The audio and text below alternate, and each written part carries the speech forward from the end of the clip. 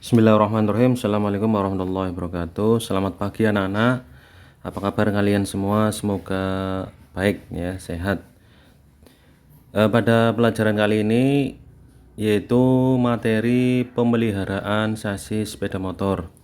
Oke, sebelumnya silakan kalian like, komen, dan subscribe ya. Komennya adalah nama, kelas, dan nomor absen ya, berfungsi untuk membantu saya untuk memantau siapa saja yang sudah membaca materi ini ya. Jadi di sini pemeliharaan sasis sepeda motor. Oke. Gurunya adalah saya sendiri, Vicky Zona Ardian gitu ya. Sebelum masuk ke materi, kita melihat-lihat dulu apa saja yang akan kita pelajari ya. Ya. Yang pertama, kalau dari kita daftar isinya ya, perbaikan sasis. Nah, apa saja yang dipelajari sasis? Nanti insya Allah yang kita pelajari adalah yang pertama adalah perbaikan suspensi ya, suspensi atau shockbreaker. Yang kedua adalah perbaikan roda ya. Yang ketiga adalah perawatan dan perbaikan rem. Yang keempat perawatan dan perbaikan rangka dan kemudi. Selanjutnya adalah perawatan dan perbaikan rantai. Ya, selama satu semester insya Allah nanti akan kita pelajari materi ini ya. Tapi sebelumnya kita masuk ke bab 1 dulu, yaitu perbaikan suspensi. Oke. Mungkin kalian sudah tahu ya di kelas 11 suspensi seperti apa. Nah, ini di sini juga akan dipelajari lagi. Ya, cuma lebih mendalam. Pada kelas 12 yang dipelajari adalah untuk kompetensi dasarnya, yaitu menganalisis gangguan pada suspensi. Ya. Berikutnya adalah memperbaiki suspensi. Jadi kalau mungkin dulu kalian mempelajari hanya pengertian cara bongkar pasang, nah sekarang ketika ada gangguan nanti kita pelajari di sini, dan terakhirnya adalah memperbaiki itu. Tujuan pembelajaran ya, setelah mempelajari materi ini ya, peserta diharapkan mampu satu ya, mendiagnosa kerusakan sistem suspensi depan sepeda motor ya, suspensi depan. Terus yang kedua adalah mendiagnosa kerusakan sistem suspensi belakang sepeda motor. Yang ketiga, memperbaiki sistem suspensi depan sepeda motor. Yang keempat adalah memperbaiki sistem suspensi belakang sepeda motor. Tuh ya, jadi nanti tujuannya adalah ketika mempelajari materi suspensi ya seperti itu. Jadi rata-rata mendiagnosa kerusakan dan memperbaiki ya suspensi depan dan belakang gitu ya. Paham semuanya ya? Kalau tidak paham silahkan tulis di kolom komentar ya. Selanjutnya sebelum ke materi kita ke peta konsepnya dulu ya. Di sini pengertian suspensi kita bagi lagi, yaitu pada prinsip kerja sistem suspensi, jenis-jenis suspensi depan, jenis-jenis suspensi belakang, katup, diagnosa suspensi, dan perbaikan. Nah, sebenarnya dari tiga ini, dari prinsip, jenis suspensi, dan jenis suspensi ini, depan belakang ini sebenarnya sudah dipelajari di kelas 11 ya. Yang belum adalah di sini adalah mendiagnosa dan memperbaiki suspensi gitu. Oke, kita flashback sedikit ya. Biar flashback artinya kembali ke pengertian suspensi biar ingat lagi gitu. Pengertian suspensi merupakan salah satu bagian dari sasis ya. Sasis itu rangka ya yang memperkuat bodi sepeda motor ya.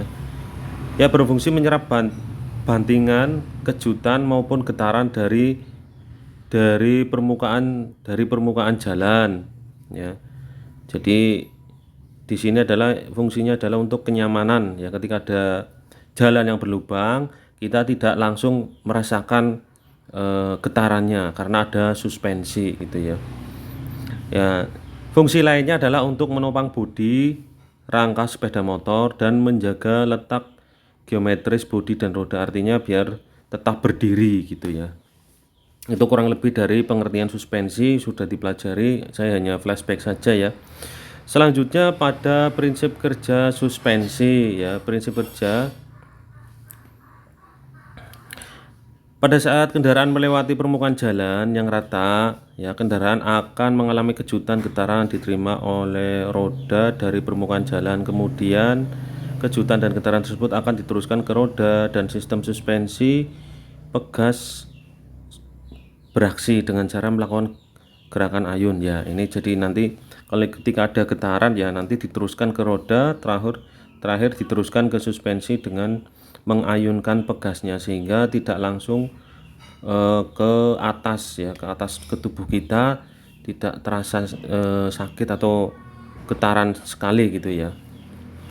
Yaitu prinsip kerjanya. Setelah kendaraan melewati permukaan jalan yang tidak rata, gerakan ayunan pegas tetap akan berlangsung beberapa saat waktu kendaraan telah melewati permukaan jalan yang tidak rata. Ya, keadaan ini akan mengakibatkan pengendara tidak nyaman atau berbahaya. Untuk mengatasi hal ini, peredam kejut shock absorber dipasang. Nah, di sini fungsinya adalah shock absorber peredam kejut dipasang di dalamnya sehingga meredam kejutan yang sangat besar seperti itu. Jadi prinsip kerjanya adalah sebenarnya meredam ya, meredam kejutan yang ada di jalan itu. Kalau ada pertanyaan silakan ya tulis komen di bawah ya. Selanjutnya jenis-jenis suspensi ya, jenis-jenis suspensi ada berapa jenis di sini, ada 2 untuk suspensi depan ya. Ini materinya hanya sampai suspensi depan saja. Oke, jenis suspensi depan pada umumnya digunakan pada sepeda motor. Satu adalah sistem bottom link. Ya, bottom link jenis ini digunakan pada sepeda motor tipe cup, skuter atau model lama ya, biasanya pada sepeda motor Vespa yang motor-motor kayak Matic zaman dulu itu loh. Matic zaman dulu kayak Vespa dan sebagainya itu bottom link ya. Bottom link itu ya untuk motor yang suspensinya kecil pendek, nanti silakan dilihat gambarnya ada ya. Nah, keuntungan pada saat pengereman, konstruksi link akan menaikkan bagian depan keadaan sehingga gejala kendaraan menukik akibat pengereman dapat diminimalisir ya. Kerugian adanya link dan engsel menyebabkan sistem suspensi memerlukan perawatan dan pelumasan rutin. Terus kausan bushing pada bagian engsel. Ya, terus ada kurang nyaman digunakan pada kecepatan tinggi atau off-road ya, karena ini ceper gitu ya. Suspensinya kecil, ceper, rodanya kecil. Nah, otomatis di sini ada kekurangan-kekurangan. Ya, itu untuk suspensi bottom link. Silakan dilihat di Google, tulisannya bottom link ya, atau pivot link. Selanjutnya adalah suspensi teleskopik. Nah, ini sudah ke sepeda motor sekarang ya. Kenapa dinamakan teleskopik? Mungkin bentuknya kayak teleskop gitu ya, sehingga namanya teleskopik. Digunakan pada sepeda motor pada umumnya ya, motor bebek, terus motor 150 cc rata-rata seperti itu. Nah, konstruksinya kayak apa ya, ini seperti ini ya, sudah umum shockbreaker yang sudah kita pakai ya. Oke, suspensi teleskopik jenis ini paling banyak dipergunakan pada sepeda motor cc kecil sampai dengan cc sedang. Keuntungan ya, tidak memerlukan perawatan ekstra seperti halnya pada sistem suspensi yang bottom link. Yang berikutnya adalah kenyamanan dan keamanan pada kecepatan tinggi tetap terjaga ya, karena apa, di sini suspensinya kan panjang ya, jadi untuk meredam kejut itu lebih banyak itu. Ya, sementara ini saja ya. Terima kasih sudah mendengarkan penjelasan dari saya. Ini sampai pada jenis suspensi depan saja dulu. Silahkan kalau ada pertanyaan bisa ditulis di kolom komentar ya. Kalau tidak ada pertanyaan ya tulis nama, kelas, dan nomor absen untuk memantaunya untuk biar saya itu memantaunya mudah gitu. Oke, terima kasih. Saya akhiri. Assalamualaikum warahmatullahi wabarakatuh.